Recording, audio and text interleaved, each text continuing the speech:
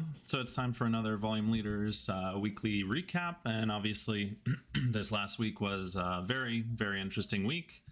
A lot of downside, a lot of blood in the streets, so to speak. So what I want to do actually very quickly before we get into some of the names of interest on Volume Leaders is I kind of want to take a quick high-level view at the total stock market, so VTI, and then we'll talk a bit about VIX and Bitcoin.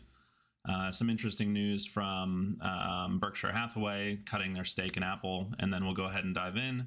We'll start with a couple high-level names, SPY, QQQ, Amazon, etc., and then we'll drill into a couple names that have earnings this week as well, HIMS, Hood, Eli Lilly, etc. So yeah, starting off VTI, I like to look at this ticker because it's the total stock market ETF. Now, obviously, a pretty rough week. This is the weekly chart here. We can see that price did find support, or appears to be finding support so far on the 21-week moving average. With that said, though, my concern here is the possible formation of a head and shoulders here. Now, I think what will be most telling is what we see, manifest in markets over the next week or two. Further continuation of the downside makes this scenario of a head and shoulders more likely, in my opinion. But then if we come over and look at the VIX, so we can see, obviously, the VIX had a huge breakout this week with everything that happened. Looking back historically, though, there have been times where VIX has been heavily overbought on the weekly, and those tend to be turning points. Now, with that said, this 2020 spike here was obviously an outlier with COVID. With that said, we have seen and heard some macro things that are adding a lot of uncertainty in the market, right? So at first, it looked like Trump was the shoe-in for the presidency with everything that was going on with Biden. Now that Kamala has stepped in Biden's place, there's a lot more uncertainty from the political lens.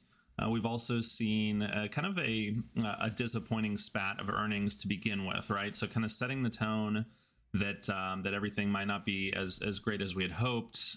Recessionary fears are rising. And, that poor jobs report that came out, I think, added to a lot of the downside last week.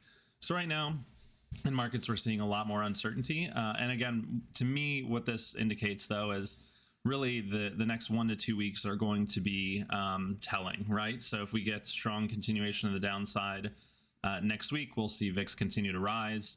Then I think that the scenario of this being a more protracted multi-month pullback, or at least consolidation period, becomes more likely. But if some of the names start finding support next week and we start seeing some bounces, then we can potentially start to look for opportunities to get long again. With that said, options premiums are a bit out of whack right now. It's there are not many great opportunities in the options market. Obviously, on the short side, you're getting in a little late potentially. A lot of names need to move down quite significantly further in order for those contracts to pay out decently. And on the long side too, premiums are a little out of whack there, where you need to see quite a strong bounce or move up on a lot of these names to see some interesting returns. So with that said, I think that this all just conveys the level of uncertainty in the market right now. Nobody really kind of knows what the direction holds. But with that said, I do think, as always, that there are some interesting opportunities. So I like to look at Bitcoin as really kind of the analog for risk on and risk off sentiment. We can again see this is the weekly chart. This weekly candle, which is going to close here in about 4 hours, is absolutely horrendous. Really, really not a great look for risk on. And yeah, I think that, I was hopeful that we were going to see Bitcoin break out 2 weeks ago. And then now, obviously, the sentiment and tone has shifted. We have RSI sloping down a lot, and really just no near-term catalysts on the crypto side, right? Like, we've seen a lot of meme alts kind of get hit as well. And now, with the ease of pumping out altcoins, I think that crypto, at least near term, is not somewhere that's going to have any kind of interesting setups or returns. And this obviously extends to Bitcoin miners like CleanSpark, Marathon, things like that. So the last thing to mention before we dive in is Berkshire Hathaway, their unloading of a significant portion of their Apple stocks. Again, something that just adds further uncertainty into the market, right? A lot of people, especially macro fund managers, will look to Warren still for kind of guidance, and his unloading of Apple and thus the largest cash pile that Berkshire Hathaway has ever had, currently sitting at $277 billion, is something that I think is also quite substantive to adding to the uncertainty. So now let's go ahead and take a look at the S&P. So this one I'm starting off, and this is actually the 4.5, almost 5-year view going back to January 2021. And I wanted to kind of start high level because, again, I think it's important to see what the trend has been, and we have noticed obviously significant purchases on the way up, or what were likely purchases. But then here we see number 17 and number 35. Obviously, number 17 being the largest one in quite some time since the consolidation or downside in late 2022. So this is of interest. Let's go ahead and drill in to the 90-day. All right, now we can see here, again, one of the many reasons that I love volume leaders is the ability to kind of see where these pivot points are. So 89 and 92. Potentially purchases here, looking for pivot points using volume leaders data, right? Number 35, potentially a sell. We see a pivot. And then now, again, we can see that that another sizable trade, not one that's ranked in the top 100, but still a sizable trade. We can see this volume shelf where price is starting to find support. And we can see that this candle started to get bought up and that the volume has been rising. So again, I think that there's a lot of uncertainty. There's potential for, in the next week or two, for this gap up above to be filled. But with that said, there's also potential to move back down to this 525 level or so, and maybe set up a bullish divergence. So, kind of keeping an eye on some of the macro ETFs, VTI, SPY, etc. Moving over to ProShares Ultra Pro QQQ, so a leveraged bullish ETF. Again, we can see a number 12 print this last week on this, right around this volume shelf where price got bought back up to. So to me, this is another sign potentially that market participants are starting to step back in, looking for a bounce near term. Again, whether or not that bounce will be sustained is really, to be seen.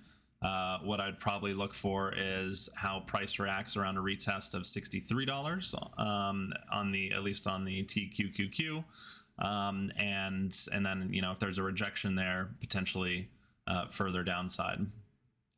So Amazon, there hasn't been any sizable trades recently, but with that said, I did wanted to call this one out still because I think that a lot of times you can pick up on areas where price has really kind of gone too far, right? So Amazon peaked recently right around $200, and then now it went down to a low of 162 or so. And you'll notice that there was this gap here. This gap has now been filled. Gaps always like to be filled in the markets, and now we have a new gap up above. This hammer candle here getting bought back up and closing green, I think is potentially positive. Maybe this next week we start looking for any ranked prints that come in, and those might lend credence to further upside, at the very least to retest this level around 180 or so.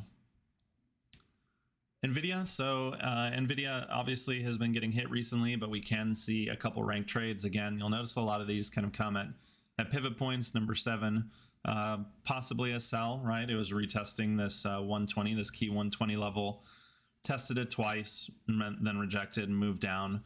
Number 18, it's hard to say what this is yet. I'm inclined to think that it might potentially have been a purchase. We can see this double bottom here, resting on this volume shelf.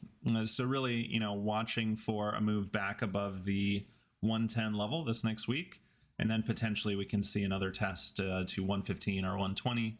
As long as this double bottom holds, I think that there could be potential further upside. Another similar name is AMD, Advanced Micro Devices. This one actually has had a recent cluster of trades down at the lows, which again potentially indicate to me that we could see some short-term relief in the chips and semiconductor space. moving back up on AMD to possibly 140 to 150, and then kind of seeing what the reaction is there, whether it's a rejection or if it can clear that level. Getting back above 150, I think, would be very good, and kind of what AMD would need to see to see further continuation to the upside.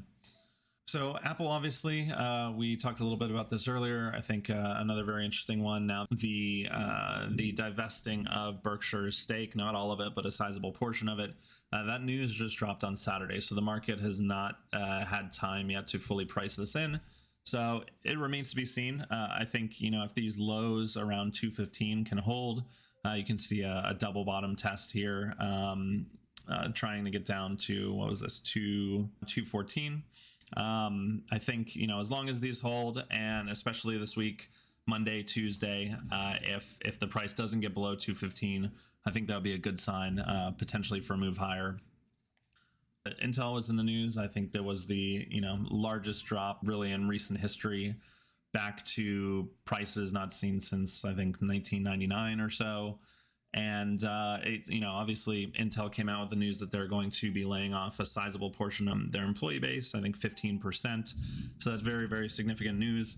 With that said, though, you can see this cluster, all these different dotted lines here of different purchases in the past, right? So strong support right around 20 to 21.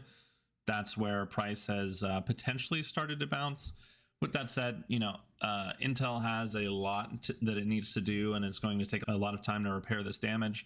But I do think, 20 might be a good level to begin accumulating right now. If you want to have a stop just below, I don't know, 19 or so, then maybe that's the play. But I do think that this is an indication of another period of time. The market has really kind of overreacted. With that said, though, you'll notice that the price really kind of consolidated here on this volume shelf. And then as soon as it broke this in a meaningful way, it went down, and really there was no support in the 26 to 30 level, and it just cleared straight through that back down to 20 again, a very psychological level.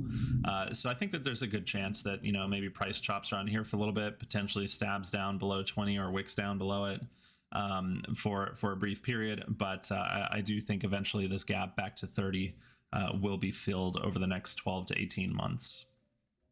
All right, so TLT, this is the 20-year Treasury bond ETF.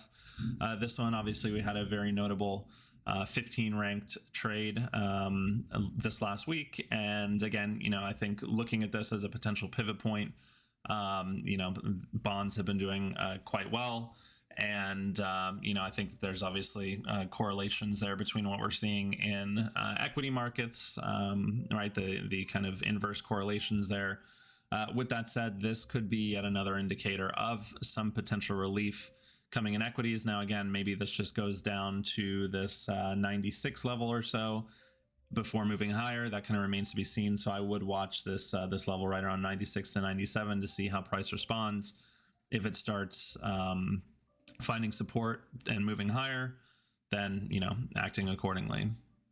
So VB, Vanguard Small Cap ETF. So this one we had a couple interesting trades. So 2 weeks ago or so, we had a number 6 ranked trade, and this looks to have been a sell. And then we have this pretty strong move down.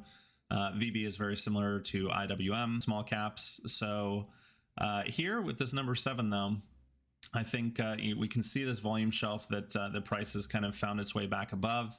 I think here there could be potential for this to move back up and at least fill one, if not both of these gaps. So really watching to see how price kind of reacts around the 225 to 227 level on VB. But again, another potential indicator that near term we could be seeing some relief.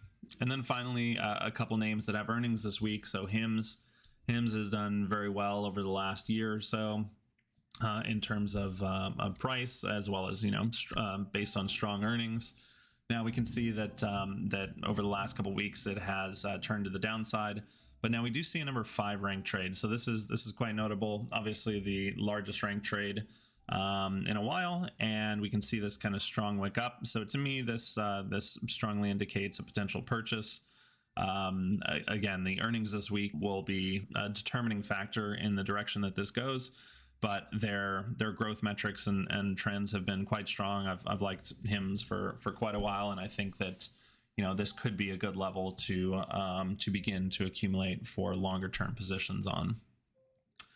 Hood, so Robinhood, this is another one with earnings this week. Now, this is interesting because, again, you can see 12, one of the largest ranked trades in a while.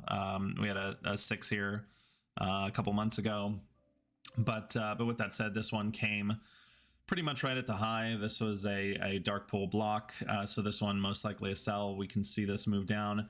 Now, one of my preferred patterns in the market is, as I'd mentioned with VTI, is head and shoulders. And so if you notice here, there is the potential for a head and shoulders setting up. Hood is pretty closely correlated with crypto markets as well. So I think if Bitcoin continues to go down, Coinbase, etc., then Hood will also see some pressure. With that said, my idea here is watching for Hood to find support right around the $17 mark. And over the next couple weeks, looking for it to move higher to retest 20. Some pretty clean levels here in terms of highs and lows. So I'd say potentially getting long around 17 or 18 if and as that support holds for a move back to 20, or just waiting for that move back to 20, seeing how price reacts. If it rejects at 20, potentially getting short for a move back down to 14 or 15. And finally, we have Eli Lilly. So this one has moved down over the last couple weeks. But again, we can now see that there's kind of a period of consolidation here, double bottom forming. And this last week, the price did start to move higher. Earnings this week, again, will kind of dictate what happens with this trend. But I do think that there's a possibility for a retest of the 840 to 850 level if their earnings are good. So that's all for this week. Thanks for watching, and if you have any comments or requests, feel free to leave them below.